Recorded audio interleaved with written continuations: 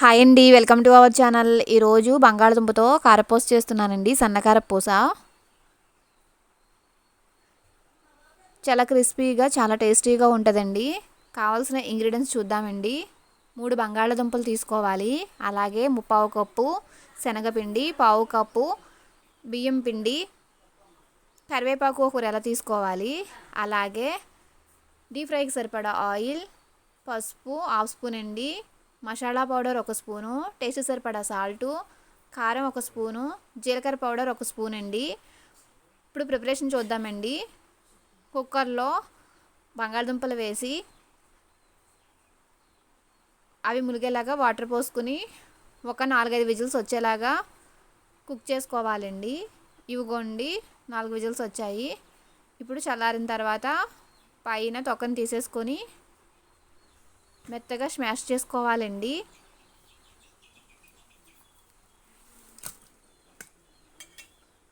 ఇదిగోండి బంగాళదుంపని ఇంత మెత్తగా స్మూత్గా స్మాష్ చేసుకోవాలి. ఇప్పుడు దీంట్లో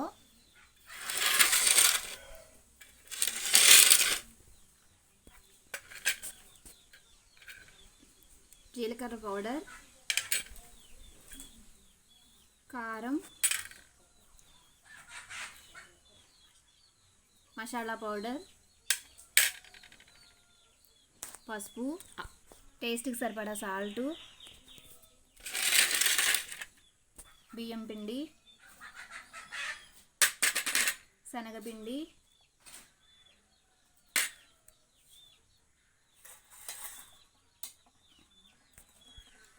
రెండు స్పూన్లు మరిగించిన నూనె వేసుకోవాలండి. వేడిగా ఉండాలి. చూసారు కదండి ఎలా పొంగుతుందో. ఇప్పుడు వీటన్నిటిని బాగా కలుపుకోవాలి.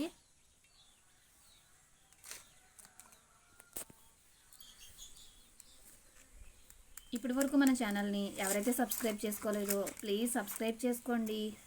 అలాగే పక్కన ఉన్న బెల్ బటన్ ట్యాప్ చేసి ఆల్ అనే ఆప్షన్ కూడా క్లిక్ చేయండి. అలా చేయడం ద్వారా నేను పెట్టే ప్రతి వీడియో మీకు నోటిఫికేషన్ వస్తుందండి. ఇదిగోండి ఈ విధంగా ఇంత స్మూత్గా కలుపుకోవాలి. ఒకవేళ ఇంత స్మూత్గా అవ్వడానికి కొంచెం వాటర్ ఏమైనా తక్కువ అనిపిస్తే కొంచెం వాటర్ కూడా యాడ్ చేసుకోవచ్చు. నేనైతే యాడ్ చేయలేదండి, సరిపోయింది తడి, అందుకే నేను యాడ్ చేయలేదు.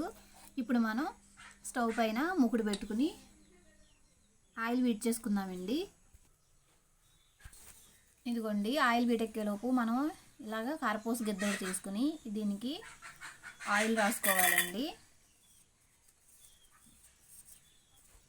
ఇప్పుడు ఇది కొంచెం తీసుకొని ఆ కారపూసల గిద్దలో పెట్టుకోవాలండి.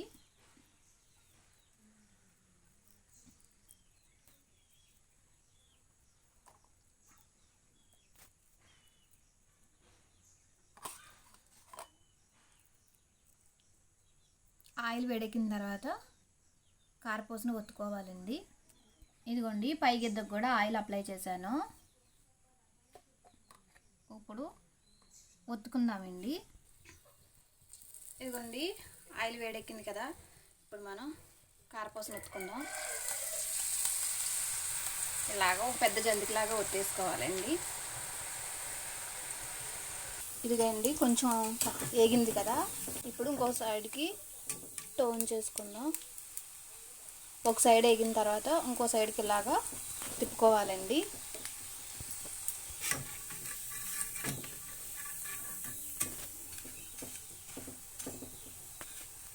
ఇదిగోండి ఇలా వేగిన తర్వాత మనం ఒక ప్లేట్లో తీసేసుకుందాం.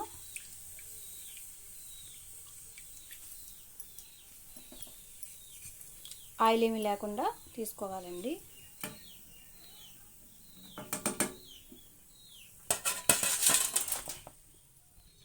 అదేవిధంగా మిగతా పిండిని కూడా కారపూసలాగా ఒత్తుకోవాలండి.